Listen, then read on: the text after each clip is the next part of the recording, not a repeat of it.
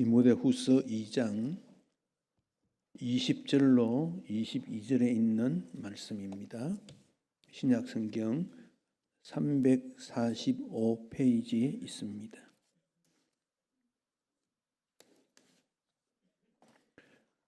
함께 말씀을 받들어 읽겠습니다.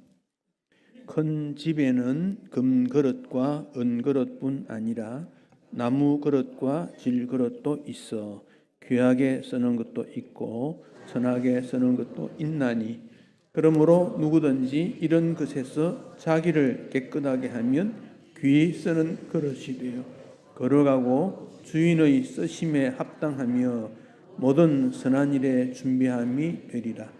또한 너는 청년의 정욕을 피하고 주를 깨끗한 마음으로 부르는 자들과 함께 의와 믿음과 사랑과 화평을 따르라.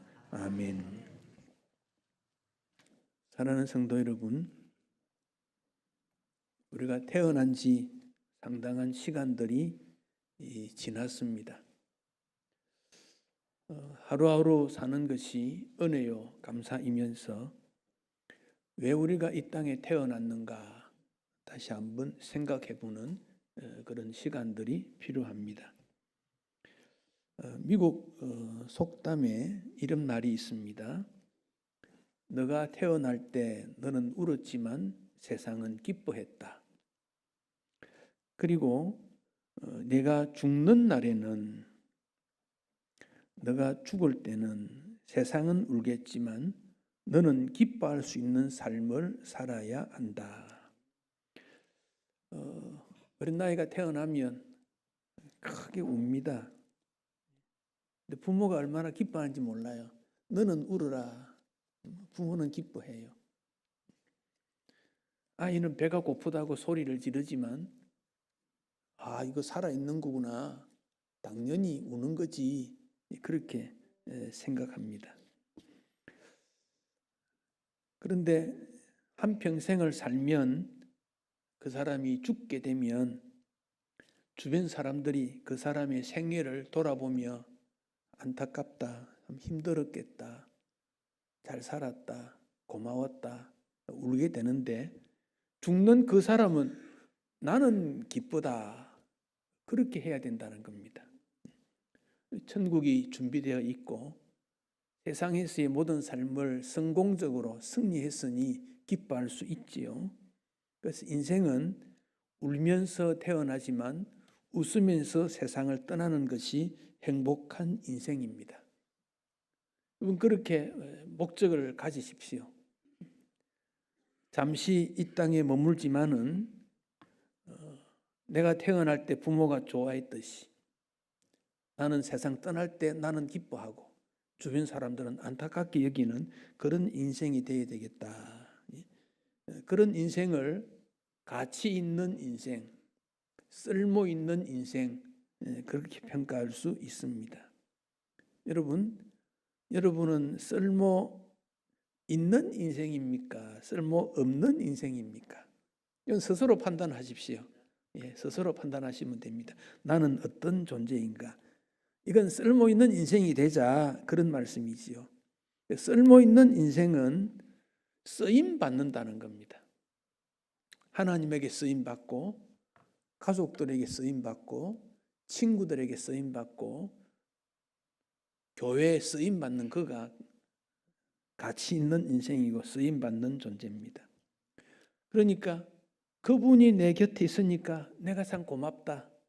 내가 있음으로 그분이 고맙게 여기는 것, 그게 가치 있고 쓸모 있는 인생입니다.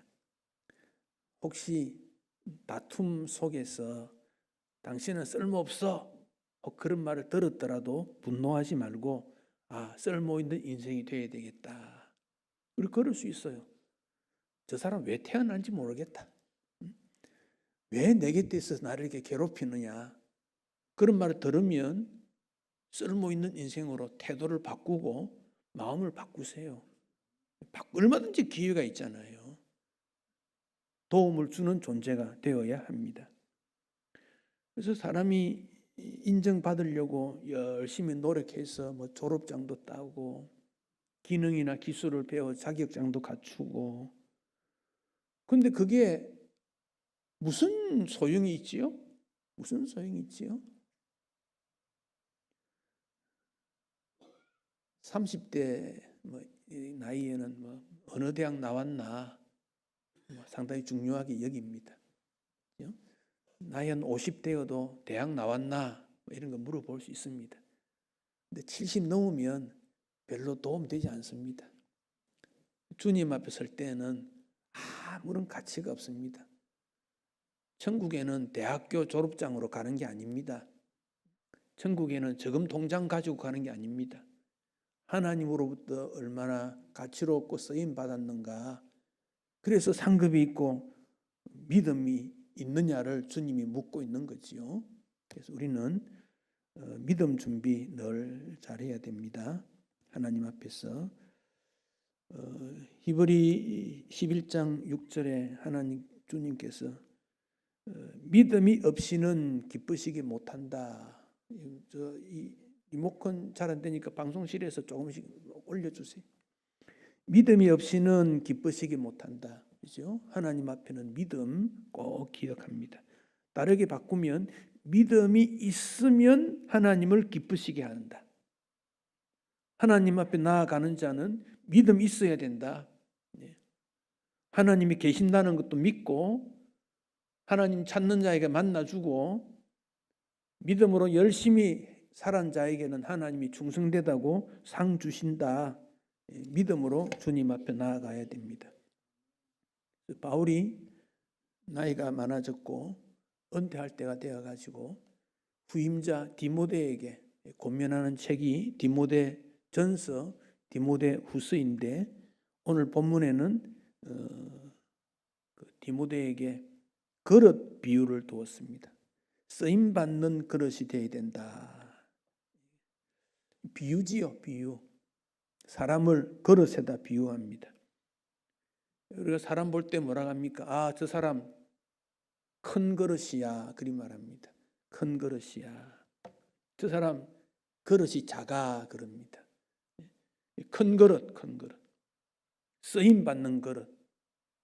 포용이 있고 사용 가치가 많다. 그런 말이지요. 그런데 여기 하나님은 토기장이 그릇 만드는 사람. 사람은 토기. 그렇게 비유를 합니다. 흙을 가지고 그릇을 만들려면 흙을 부드럽게 해야 됩니다. 부드럽게. 부드러운 흙 아니면 그릇 만들 수가 없어요. 그래서 진흙 중에서도 부드러운 진흙을 같이 있다 그러지 않습니까? 그 진흙을 부드러운 진흙을 얼굴에도 막 바릅니다. 피부 좋아진다고. 얼마나 흙이 부드러운 그런가 몰라요.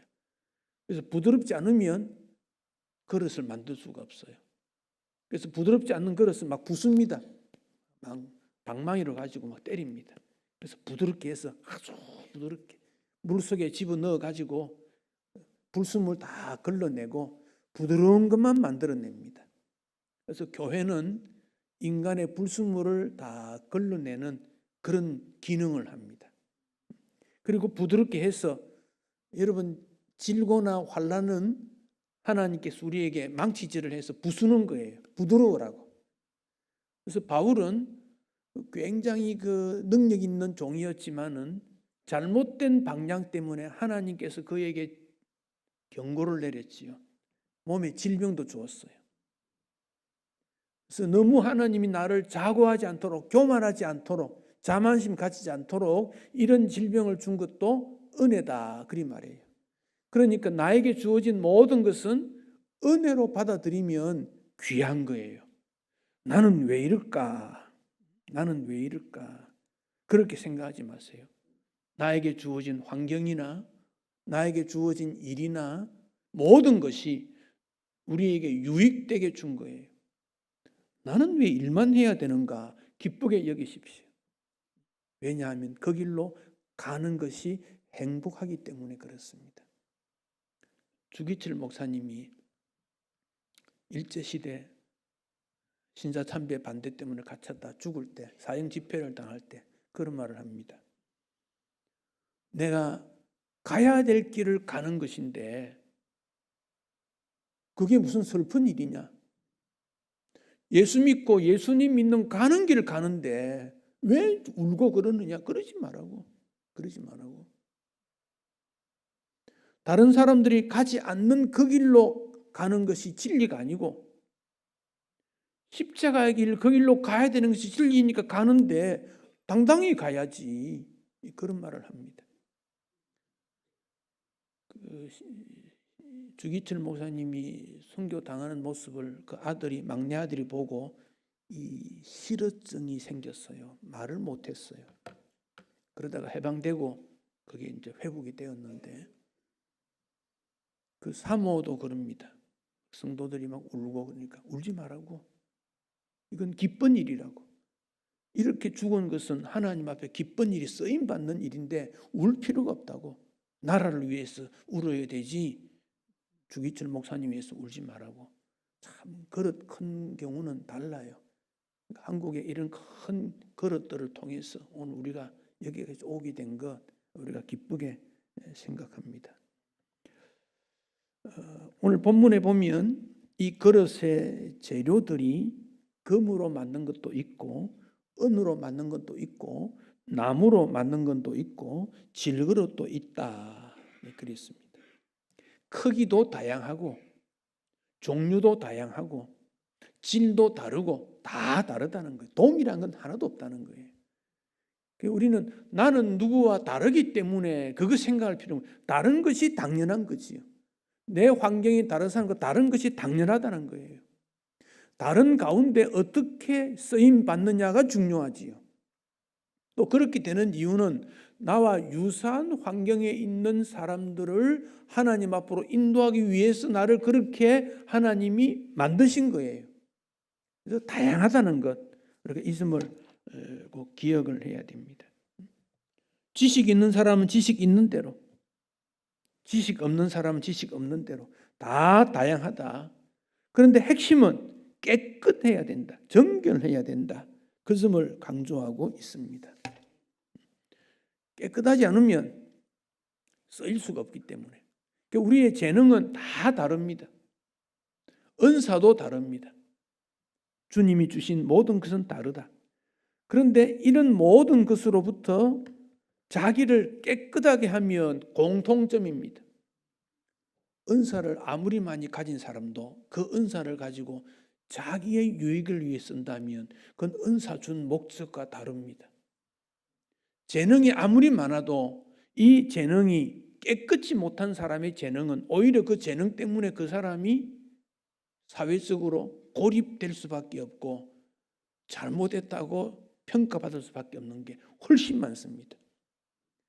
지혜 없는 사람보다 공부 많이 하고 지혜 있는 사람이 잘못하면 그 범죄의 유형이 깊이 높이가 얼마나 더 큰지 몰라요. 사회적으로 큰 문제가 되지 않습니까? 큰 인물이 잘못하니까 영향력이 엄청나게 끼치지 않습니까? 차라리 공부 적게 하고 하루하루 살아가는 그가 더 행복할지 모릅니다. 깨끗한 그릇이 되어야 된다. 그 점을 기억합니다. 특히 바울은 디모데에게 청년의 정욕을 피해라. 이 정욕이라는 것은 젊은이들에게는 성욕입니다. 성별을 요구하고 있습니다. 몸도 마음도 깨끗해야 됩니다. 한국 사회도 어느 사회에서부터 이게 혼탁하게 되어가지고 혼전, 순결 이런 걸 찾아보기 어려운 때가 되어간다. 이건 비극입니다. 다시 한번 뭐 보수적이다 그리 말하는지 모르지만은 성경적으로 볼 때 성욕 피해야 됩니다. 이것이 나이가 든 사람 경우에는 욕망입니다. 물질에 대한 욕망, 권세에 대한 욕망, 명예에 대한 욕망입니다. 이런 것들은 세상적인 것이다. 죄의 습관입니다. 그래서 이런 것들이 모든 사람에게 있습니다. 이런 것들을 피하라는 말은요, 도망쳐라 그런 말이에요. 왜? 가만히 있으면 당할 수밖에 없어요. 그런 유혹이 오면요, 90% 당합니다. 소수는 이겨낼지 몰라도, 요셉 같으면 이길지 몰라도 모든 사람들은 그런 유혹을 빠지게 되면 다 당하기 때문에 도망치듯이 처음부터 건드려라, 그런 뜻입니다. 또한 그런 잘못을 생각하거나 범죄했을 때는 회개해야 됩니다. 죄의 고백입니다. 죄의 고백.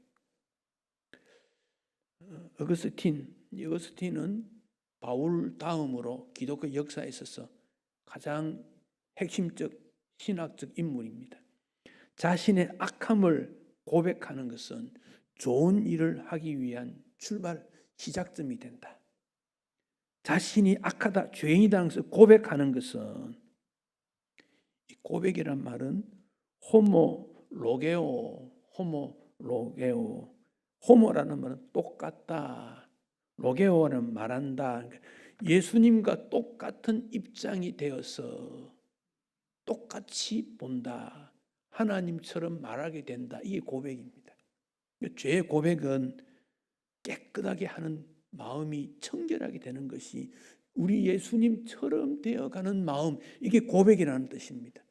그래서 신앙 고백은 우리의 믿음의 고백이 그냥 입술로만 하는 것이 아니라 예수님을 믿는 그 고백이 그런 믿음의 수준까지 올라가는 것을 고백이라 그리 말합니다. 우리가 감사절을 맞게 됩니다. 형편상 감사할 수 없는 사람도 있어요. 1년 지났는데 건강도 좋지 않아졌고 재산도 없어졌고 인간관계도 깨어지고 하는 일도 안 되고, 뭐가 감사하냐는 거예요. 우리를 죄에서 구원하신에 대한 것이 감사로부터 출발하는 겁니다. 우리 죄를 자백하면, 고백하면 그 주님은 미쁘시고 믿을만하고 틀림없고 의로운 분이고 우리 죄를 용서하시고 모든 불의에서 깨끗하게 하시기 때문에, 그래서 감사는 자기 만족이 아닙니다. 내가 만족하기 때문에 고맙다고 표현하는 것, 그것은 상대적인 감사입니다. 성경에서 말하는 감사는 죄의 용서로부터 주어지는 하나님의 은총에 대한 감사, 절대적 감사입니다. 주님으로부터 출발되는 겁니다.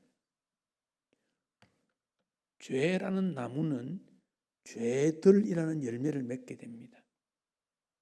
그러나 믿음의 나무는 믿음의 열매들을 맺습니다. 예수 믿는다는 것은 사랑의 열매를 맺고 감사의 열매를 맺고 섬김의 열매를 맺는 겁니다. 그러니까 우리 예수님이 뭐라고 했습니까? 그 나무의 열매를 보면 그 나무가 어떤 줄 안다. 여러분, 말로는 다 우리가 잘하고 포장할 수 있는데 행동에 따르지 않으면요, 그거 참 믿음이라고 말하기 어려워요. 열매로 나무를 안다, 그 말은, 이 열매라는 말은 행동으로 열매를 안다, 그 똑같은 거예요. 그 사람의 삶을 통해서 그가 누군지 안다, 그 말이에요.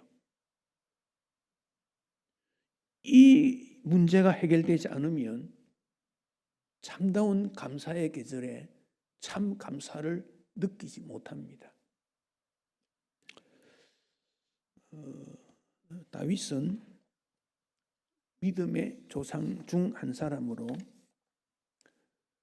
믿음의 왕으로 이스라엘을 세웠던 그런 인물입니다. 그가 뭐 가문이 좋은 거 아니지 않습니까? 양치기 하다가 하나님의 부름을 받아 왕이 된 깜짝 놀랄 사람 아닙니까? 그런데 뭐가 잘 되니까 처음에는 하나님 의존하다가 믿다가 잘 되니까 정욕에 빠져서 범죄했지 않습니까? 1년 동안 회개하지 못했지요. 나단 선지자가 책망하게 됩니다. 그 죄된 나무 뿌리로부터 뽑아야 되는 겁니다. 시편 32편 1절에서 5절에 그는 이렇게 고백합니다. 허물의 사함을 받고 나의 죄가 가려진 자는 복이 있다. 마음에 간사치 않고 여호와께 정죄, 죄 있다고 당하지 않는 그가 복이 있는 거다. 내가 입을 열지 아니할 때, 고백하지 않았을 때, 회개하지 않았을 때 종일 신음했다. 뼈가 약해지는 것 같았다. 뼈가 부시는 것 같았다. 주님의 손이 얼마나 나를 짓누르는지, 낮과 밤으로 나를 누르니까 내 진액이, 에너지가 다 빠져가지고 여름 가뭄에 바짝 마른 그런 밭이 되고 말았다. 그래서 내 허물 죄를 자복하리라 하고 주님 앞에 아뢰었더니 주님이 용서해 주셨다. 회복한 다윗. 그러니까 그를 하나님이 사용하셨지요. 사랑하는 성도 여러분, 인생은 조급한다고 되는 게 아닙니다. 우리 자신을 지속적으로 정결하게 하면 언젠가 주님이 큰 일꾼으로 사용해 주십니다. 일꾼이 크냐 작으냐가 중요한 게 아닙니다.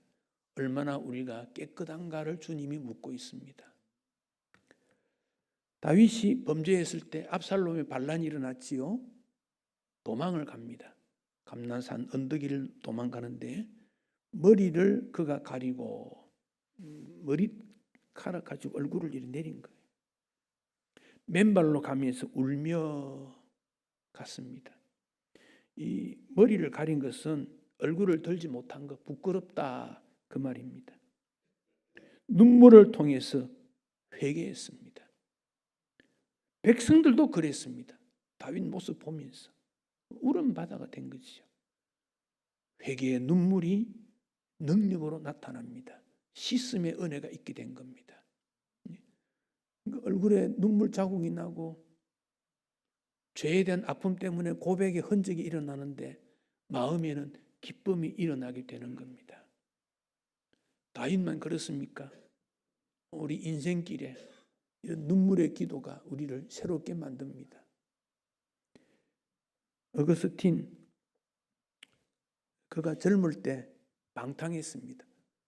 타 종교를 믿었습니다. 마니교라는 것을 따라갔고 정욕을 제어 못하고 아무 곳이나 여자들 만나고 막 그랬습니다. 어머니 모니카가 눈물로 기도했습니다. 눈물로. 그래서 모니카가 준 유명한 말이 눈물의 자식은 망하지 않는다. 눈물의 자식은 망하지 않는다. 그런 말을 합니다. 이 자식이라는 말 대신에 다른 것을 집어넣을 수도 있어요. 눈물의 가족, 눈물의 부모, 눈물의 형제, 눈물의 친구, 눈물의 교회, 눈물의 나라 다 대입하면 됩니다. 나라를 위한 기도가 눈물이 적으니까 나라가 혼란스럽습니다. 나라를 위한 기도, 그냥 보여주기 위한 기도가 아니라 진실되게 하나님 앞에 기도하는 그 기도가 우리에게 요청됩니다. 지금이 그런 시기입니다. 우리가 믿는다라는 말을 사용하지요. 이 말은 영어 단어 be와 live, 즉 산다는 말과 뭐뭐 된다는 말이 포함됩니다. 살게 된다, 살게 된다. 믿음으로, 그 말은 믿음으로 살게 된다는 거예요. 회개하면 믿음으로 살게 되는, 전환이 됩니다. 완전히 변화되는 그런 모습 보게 됩니다. 우리가 하나님 앞에 나 자신을 깨끗이 하는 여기에 하나님을 섬기는 기초입니다. 이게 출발입니다. 그릇이 깨끗해야 음식을 담지요. 그릇이 크든지 작든지 일그릇이든지 금이 가든지 깨끗하면 사용합니다. 아무리 좋은 번쩍번쩍 빛나는 그릇도 먼지가 뽀얗게 앉아있든지 거기 음식물 찌꺼기가 남아있든지 사용할 수 없습니다. 그릇을 깨끗하게 하는 것, 거기에서부터 하나님께 쓰임받는 일꾼이 됩니다. 왜 우리가 하나님 앞에 쓰임받으려고 합니까? 하나님이 그를 존귀하다고 여기기 때문에 그렇습니다. 일하는 사람을 하나님은 사랑하십니다. 일하는 사람을 통해 하나님이 이 땅에 나타납니다. 여러분이 직장에 가서 예수 믿는 사람으로 나타나야 복음이 전해집니다. 가정에서 예수 믿는 사람으로 나타나야 하나님께서 영광을 받으십니다. 그러니까 일꾼을 통해 하나님이 존귀함을 받으십니다. 그게 목적입니다. 공부하는 목적, 돈 버는 목적, 건강하려는 목적, 다 하나님께 영광이 되기 위해서. 그래서 지식 있는 지혜로운 일꾼이 되고, 어려운 부자가 되고, 헌금 많이 하는 부자가 되고, 하나님 앞에 쓰임받는 일꾼이 될 때 하나님께서 기뻐하십니다. 요셉은 17년이라는 시간 동안 노예생활, 감옥생활, 청소년 때 형에게 팔린 다음에 노예생활, 감옥생활 17년 정도 했습니다. 그 기간 동안 요셉 마음에는요, 하나님이 주신 꿈을 잊어버리지 않았습니다. 그러니까 그가 자신을 깨끗하게 함으로 하나님 앞에 쓰임받는 일꾼이 됩니다. 귀한 그릇은 귀한 손님에게 사용을 합니다. 여러분, 진열장에 있는 그릇 언제 꺼냅니까? 귀한 손님 오거나 명절이거나 좋은 절기가 있을 때 하지 않습니까? 하나님은 그럴 때 사용하기 원합니다. 그러나 우리는 자꾸만 나는 그런 사람이 되지 못한다, 핑계합니다. 핑계. 환경이 그렇고 시간이 없고 피곤하고 할 줄 모르고 자꾸 핑계합니다. 아직 때가 되지 못했다, 게으름이 있습니다. 마음이 움직여야 되지, 뭐 그렇게도 합니다. 믿음이 없습니다. 불신입니다. 그러므로 하나님의 일에 대해서 무관심하게 됩니다. 이건 하나님께서 기뻐하시는 일꾼이 아닙니다. 여러분, 갖고 있는 물건들 중에 이거 못 쓰겠네, 어떻게 합니까? 버리든지 재활용하든지 뭐 그렇게 있습니다. 나에게는 필요 없는 거니까. 그런데 쓸 수 있는 것은 오래되든지 낡았든지 문제가 되지 않습니다. 이건 나에게 필요한 것은 늘 관리합니다. 하나님 기뻐하시는 일꾼의 모습입니다. 어느 도시에 나이가 많은 노인이 바이올린을 키면서 구걸을 하고 있었습니다. 가난하니까, 돈이 없으니까, 힘도 없으니까. 그래서 악기로 가지고 연주를 좀 하고 지나가는 사람들이 한 푼, 두 푼 던지는 돈을 갖고 그날도 하루 한 끼를 때우는 겁니다.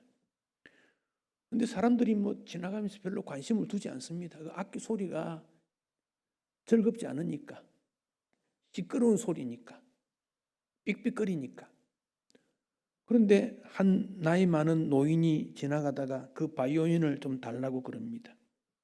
그래서 그가 연주를 하니까 사람들이 모여들기 시작합니다. 너무 아름다운 소리였기에 저거 정말 듣고 싶다, 그런 마음으로 왔습니다. 그리고 보니까 옆에 한 노인이 앉아 있으니까 한 푼, 두 푼 돈을 던져줍니다. 모였던 사람들이 이렇게 말합니다. 오, 니콜로 파가니니 이태리의 최고의 바이올리스트였습니다. 똑같은 악기인데 누구의 손에 있느냐에 따라 소리가 달라집니다. 여러분, 나를 위한 연주자는 나를 위한 기쁨만 주지만 연약한 사람을 위해서 연주하면 하나님이 기쁘게 받으시고 그를 통해 축복해 주십니다. 우리의 목적이 나를 위한 목적이 되면 나를 위한 것만 하나님이 주셔요. 그런데 나를 통해서 하나님과 복음과 이웃을 위해 쓰겠다면 그만큼 하나님이 주시는 거예요. 왜 동일하게 태어나서 어떤 사람은 넉넉하고 어떤 사람은 부족합니까? 어떤 사람은 주를 위해 잘 섬기는데 어떤 분은 그렇지 못합니까? 깨끗한 그릇이 되지 못하고 섬기지 못하니까 그래요. 주를 위해 섬기면 주님이 그의 섬김을 통하여 영광 받으시면 그 사람 그냥 두겠어요? 축복하지 않겠어요? 하나님 위해 섬기는 자 축복하지 않는 하나님은 왜 믿습니까? 하나님을 위해 섬기고 하나님 위해 일하는 사람 축복하는 그를 복 주시니까 하나님 믿는 거 아닙니까? 천국이 그들의 것이지 않습니까? 그런 원리를 알면서도 우리가 실천하지 않으니 저를 주님이 사용해 주십시오. 사용해 주십시오. 섬기는 일 주저하지 마십시오. 좀 일하면 아픕니까? 감사하십시오. 아프면서도 일하는 것은 하나님이 기뻐하십니다. 부족하기 때문에 더 열심히 준비해서 노력하고 그래서 쓰임 받는 것, 그게 인생 아닙니까? 그래서 우리 자녀들 보고 공부해라 그러지 않습니까? 기술 배우라 그러지 않습니까? 우리 주님이 나를 사용할 수 있도록 맡길 필요가 있습니다. 잘 섬겨오신 여러분, 새해에도 주님 더 잘 섬겨야 됩니다. 스펄전 목사님이 이런 말을 합니다. 하나님이 부르신 소명감을 어떻게 아느냐?